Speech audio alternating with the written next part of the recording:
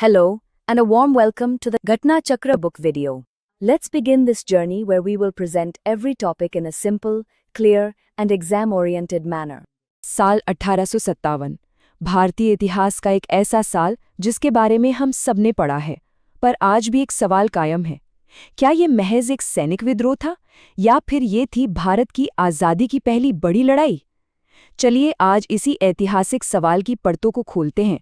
अब सोचिए, एक विशाल साम्राज्य के खिलाफ इतनी बड़ी क्रांति, इसकी वजह क्या हो सकती है? जमीन, टैक्स, नीतियां? नहीं। हैरानी की बात है कि इस भयानक तूफान की शुरुआत हुई सिर्फ एक कारतूस से।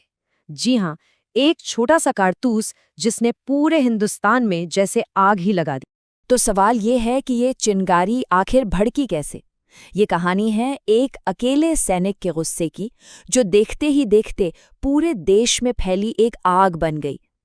देखिए, ये है वो एनफील्ड P53 राइफल का कारतूस। अब इसमें दिक्कत क्या थी?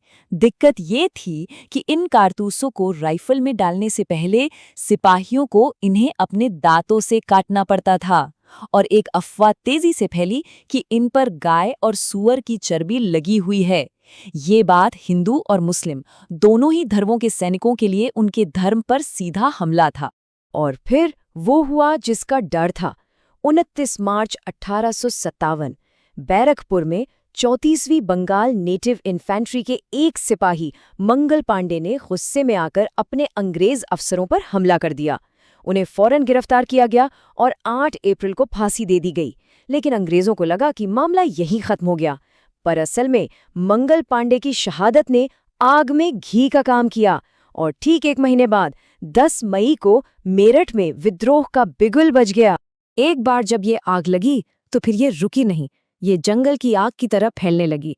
विद्रोह मेरठ की छावनी से निकला और सीधा पहुंचा मुगल साम्राज्य के दिल, यानी दिल्ली। 10 मई 1857 को मेरठ में 3री बंगाल लाइट कैवलरी के सिपाहियों ने अपने अंग्रेज अधिकारियों के आदेश मानने से साफ इनकार कर दिया। ये सिर्फ नाफरमानी नहीं थी, ये ब्रिटिश राज को एक खुली चुनौती थी। मेरठ के ये बागी सिपाही वहीं नहीं रुके, उन्होंने सीधा दिल्ली की तरफ कूच किया, शहर पर कब्जा किया और एक बहुत ही स्मार्ट, बहुत ही महत्वपूर्ण कदम उठाया। उन्होंने बूढ़े हो चुके मुगल बादशाह बहादुर शाह जफर को पूरे हिंदुस्तान का सम्राट और अपना नेता घोषित कर दिया। इस एक चाल से इस विद्रोह को एक चेहरा मिल गया, एक प्रतीक मिल गया। लेकिन ये विद्रोह सिर्फ दिल्ली तक सीमित नहीं रहा। पूरे उत्तर भारत में अलग अलग जगहों पर कई नायक और नायिकाओं ने अपने अपने इलाकों में क्रांति की मशाल थाम ली। चलिए मिलते हैं इस क्रांति के कुछ बड़े चेहरों से। विद्रोह के सबसे बड़े गढ़ों में से एक था कानपुर। यहाँ क्रांति ने एक बहुत ही संगठित रूप लिया। कानपुर में क्रांति की बागडोर संभाली नाना साहब ने, और उनके साथ थे उनके जबरदस्त सेनापति तात्या टोपे, जिनका असली नाम था रामचंद्र पांडुरंग। कानपुर से थोड़ा आगे बढ़ें तो हम पहुंचते हैं अवध की राजधानी लखनऊ, जहां विद्रोह की एक और ताकतवर लहर उठी। और यहाँ कमान संभाली बेगम हजरत महल ने। उन्होंने अंग्रेजों के खिलाफ मोर्चा खोला और अपनी बहादुरी से सबको हैरान कर दिया। और अब उस जगह की बात करते हैं जिसका नाम सुनते ही वीरता की तस्वीरें जहन में आ जाती हैं, झांसी। यहाँ की रानी लक्ष्मीबाई इस क्रांति की शायद सबसे मशहूर और साहसी योद्धा थी। उनकी कहानी आज भी हम सबको प्रेरणा देती है। और ये लिस्ट यहीं खत्म नहीं होती। जगदीशपुर में कुंवर सिंह, इलाहाबाद में लियाकत अली, बरेली में खान बहादुर खान और फैजाबाद में मौलवी अहमदुल्ला शाह। अनगिनत ऐसे नेता थे जिन्होंने अपने अपने इलाकों में क्रांति का झंडा बुलंद किया। इससे साफ पता चलता है कि ये विद्रोह कितनी गहराई तक फैला हुआ था। विद्रोह जिस तेजी से फैल रहा था, ब्रिटिश साम्राज्य ने भी उतनी ही ताकत से पलटवार करने की ठान ली। अब ये उनके लिए अपने साम्राज्य को बचाने की लड़ाई बन चुकी थी। इस विद्रोह को कुचलने के लिए सर कॉलिन कैम्बल को नया कमांडर इन चीफ बनाया गया। उनका एक ही मकसद था, किसी भी कीमत पर हर हाल में इस विद्रोह को दबाना और ब्रिटिश राज को फिर से कायम करना। अंग्रेजों ने एक पूरी सोची समझी रणनीति के साथ काम किया। उन्होंने हर बड़े सेंटर पर अपने सबसे काबिल कमांडरों को भेजा। दिल्ली में निकलसन और हडसन, कानपुर और लखनऊ में खुद कैंपबेल और झांसी में ह्यूरोज को जिम्मेदारी दी गई। ये एक पूरी तरह से प्लान किया गया काउंटर अटैक था। धीरे धीरे विद्रोह की ताकत कमजोर पड़ने लगी। 20 सितंबर 1857 को अंग्रेजों ने दिल्ली पर दोबारा कब्जा कर लिया। 18 जून 1858 को रानी लक्ष्मीबाई युद्ध में लड़ते लड़ते वीरगति को प्राप्त हुई और आखिरकार 18 अप्रैल 1859 को तात्या टोपे को फांसी दे दी गई। इसी के साथ इस क्रांति का एक अध्याय खत्म हो गया।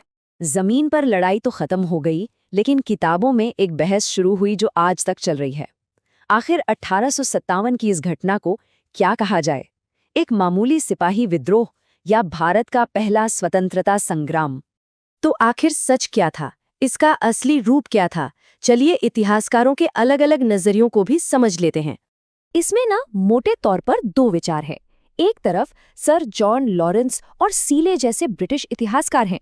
उनका मानना है कि ये सिर्फ एक सिपाही विद्रोह था जो कुछ नाराज सैनिकों तक ही सीमित था। वहीं दूसरी तरफ वीडी सावरकर जैसे भारतीय राष्ट्रवादी हैं जो इसे विदेशी हुकूमत के खिलाफ एक राष्ट्रीय आंदोलन यानी स्वतंत्रता संग्राम का नाम देते हैं। लेकिन बात यहीं खत्म नहीं होती, और भी कई नजरिए हैं। मजे की बात तो ये है कि खुद एक ब्रिटिश राजनेता डिज़रायली ने इसे राष्ट्रीय विद्रोह कहा था। कुछ लोग जैसे जेम्स आउट्रम और डब्ल्यू टेलर इसे हिंदू मुस्लिम साजिश की तरह देखते थे, और टी.आर. होम्स जैसे लोगों ने तो इसे बर्बरता और सभ्यता के बीच की जंग कहकर एक तरह से खारिज ही कर दिया। इतने अलग अलग विचारी बताते हैं कि ये घटना कितनी जटिल थी। आखिर में हम वीडी सावरकर के इस एक शक्तिशाली वाक्य पर रुकते हैं। इतिहासकार भले ही इस पर बहस करते रहें, लेकिन एक बात तो तय है, 1857 की क्रांति ने भारत की आज़ादी की लड़ाई के लिए एक ऐसी मजबूत नींव रखी जिसे कभी भुलाया नहीं जा सकता। अब सवाल ये है कि हम आज इसे किस नज़र से देखते हैं।